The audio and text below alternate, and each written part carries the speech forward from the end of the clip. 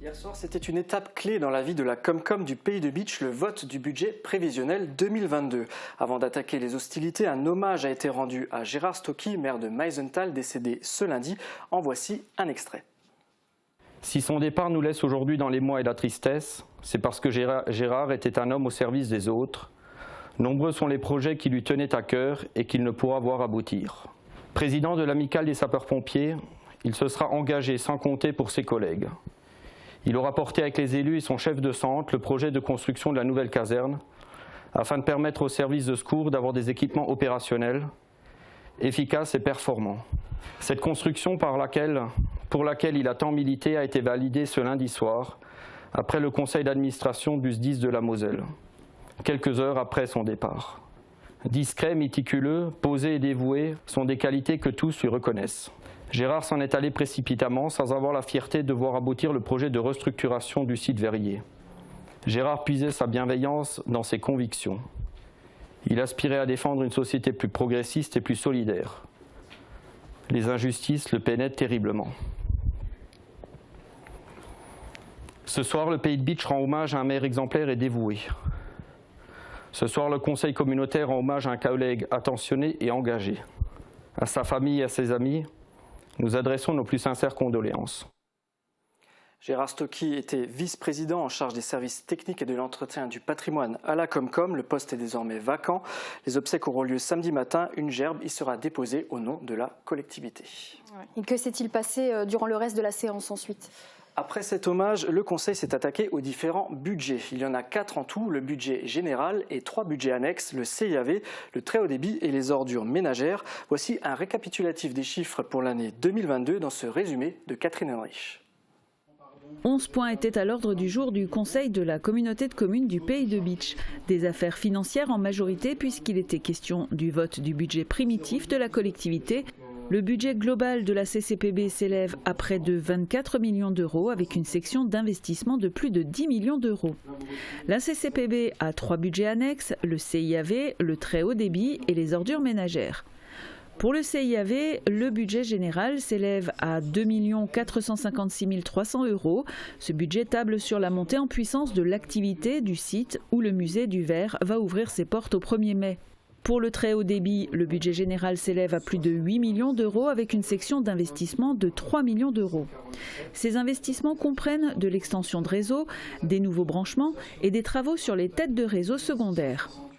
Enfin, le budget ordures ménagères s'élève à 7,6 millions d'euros et comprend une section d'investissement d'1 million d'euros qui inclut en majorité le reste à réaliser de 2021, à savoir les factures des nouvelles poubelles.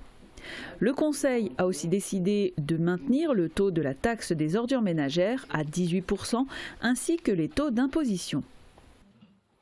Merci Catherine pour ce condensé. Un budget général qui avoisine donc les 24 millions d'euros. Lors des 2 derniers conseils, la Comcom avait présenté ses comptes administratifs pour l'année 2021 ainsi que le rapport d'orientation budgétaire pour établir le BP, comme on l'appelle Margot, le budget primitif, le budget prévisionnel 2022. La collectivité s'appuie entre autres sur son résultat financier de l'année passée, mais aussi sur ce qu'elle avait budgété l'année passée et bien sûr sur les projets à venir. Et des débats avaient déjà eu lieu avant cette séance. Est-ce que cette fois, il y a eu des réactions ? Effectivement, pour les élus, les chiffres présentés ne sont pas vraiment une surprise. Certains points ont suscité des réactions. Le président Suc a d'ailleurs anticipé certaines questions, comme celle des charges de personnel. Entre 2020 et 2021, elles avaient augmenté de 300 000 euros en raison des différents remplacements et recrutements.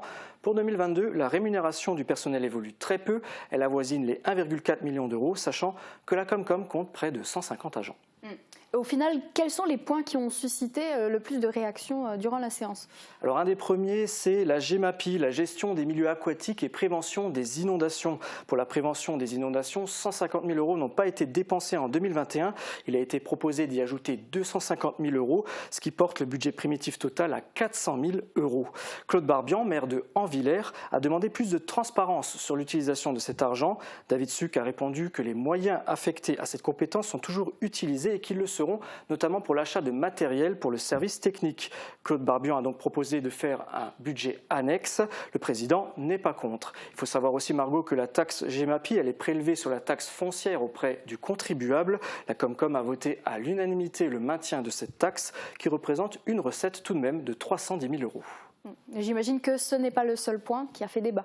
Non, en effet, et d'ailleurs ça commence à être une habitude.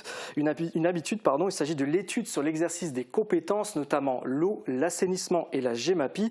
Pour cette étude, la Comcom a proposé un budget primitif de 230 000 €. Au Pays de Bitche, la plupart de ces compétences sont actuellement assumées par le SDEA. Une étude pourrait remettre en cause l'implication de ce syndicat sur le territoire. Francis Vogt et Christian Schwalbard ont demandé quelques éclaircissements. On les écoute.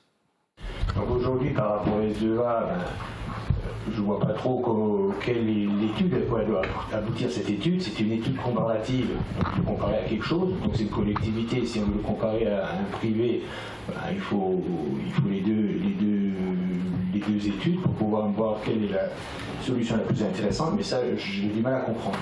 La difficulté aujourd'hui, c'est que les intercommunalités sont tellement importantes que si on avait ce prisme de la mutualisation et des économies d'échelle, alors c'est par exemple dans l'intercommunalité même qu'il faudrait gérer l'assainissement. L'étude doit pouvoir mesurer aujourd'hui à la fois les recettes, à la fois les dépenses, à la fois ce qui pourrait être mutualisé aussi à l'intercommunalité. Vous savez qu'aujourd'hui les moyens financiers qui sont consentis à ce syndicat financent aussi le siège, financent aussi la gestion globale et générale de ce syndicat dont nous sommes membres, avec plus de 450 autres communes.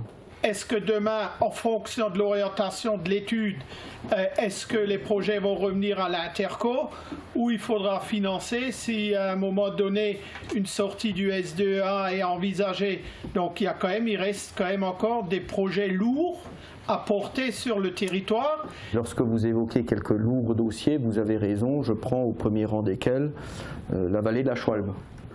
Dossier, je parle sous contrôle de l'ancien président de la commission locale, dossier de plus de 6,5 millions, pour lequel l'agence de l'eau a validé des subventions substantielles pour Épin, je parle sous contrôle du maire d'Épin, pour lequel le département a validé 1,2 million €, dont 350 000 pour Épin. Ces travaux ont été réalisés. Voilà, le président Suc défend aussi sa position en tant que vice-président du conseil départemental de la Moselle.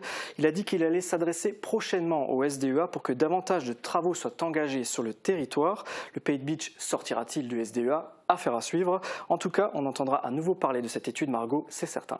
Oui, je pense aussi. Est-ce qu'il y a un autre point dont tu voulais nous parler ? Oui, rapidement, il s'agit de l'achat des bâtiments Saint-Alor, des bâtiments qui se trouvent sur le site Aigné, à proximité du siège de la Comcom. La collectivité a fait valoir son droit de préemption, elle est donc prioritaire pour l'achat.